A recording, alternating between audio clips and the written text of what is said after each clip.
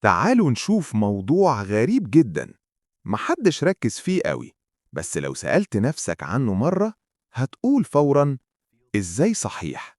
إحنا دلوقتي قاعدين في وسط حاجة مالية المكان كله، بنتنفسها في كل لحظة، من غيرها ممكن نعيش دقايق بس، لكن الغريب إننا مش شايفينها خالص. السؤال بقى، ليه إحنا مش بنشوف الهوا؟ السلام عليكم ورحمة الله وبركاته.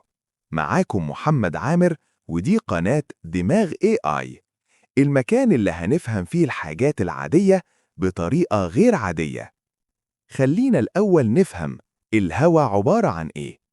الهوا مش حاجة واحدة، ده خليط من غازات كتير، أهمهم الأكسجين والنيتروجين. والغازات دي عبارة عن جزيئات صغيرة جداً، صغيرة لدرجة إن عين الإنسان مستحيل تشوفها. علشان نشوف أي حاجة لازم الحاجة دي تعكس الضوء، زي مثلا الكرسي، الحيطة، أو حتى التراب.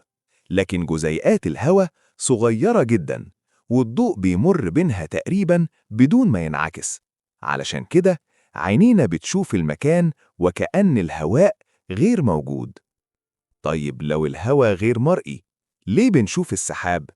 الحقيقة السحاب مش هوا بس، السحاب عبارة عن ملايين القطرات الصغيرة من المية.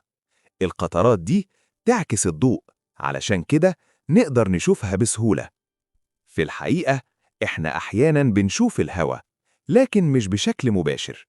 بنحسه أو نشوفه لما يتحرك بقوة زي الرياح، يحمل تراب أو غبار، أو لما يتحول لسحاب أو ضباب.